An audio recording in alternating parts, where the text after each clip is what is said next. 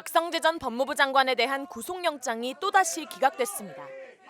어제 두 번째 영장실질 심사에서 내란 특검은 계엄 이튿날인 12월 4일 한덕수 당시 총리, 한동훈 국민의힘 대표와 정진석 비서실장 등이 참석한 당정대 회의에서 박 전 장관이 이유 불가피성 설명 필요, 탄핵, 특검 수사 등의 내용을 적은 업무 수첩과 휴대폰 추가 포렌식 과정에서 복구한 법무부 검찰과의 권한남용 문건 관련이라는 파일을 새롭게 제시했습니다.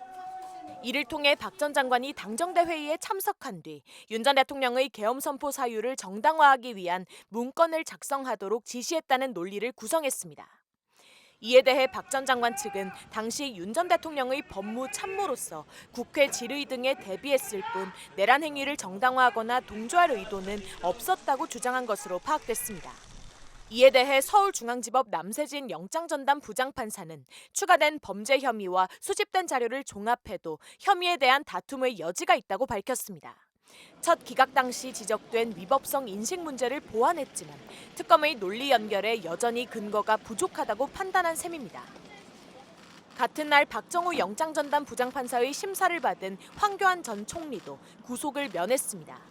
황 전 총리는 내란 선동 혐의에 대한 압수수색과 조사를 거부하고 이른바 판사 좌표 찍기를 했다가 공무집행방해와 수사방해 혐의까지 적용된 상태였습니다. 하지만 재판부는 구속의 필요성이나 도주, 증거인멸 염려 등의 사유에 대한 소명이 부족하고 객관적인 사실관계에 대해서는 증거 상당 부분이 수집됐다고 설명했습니다.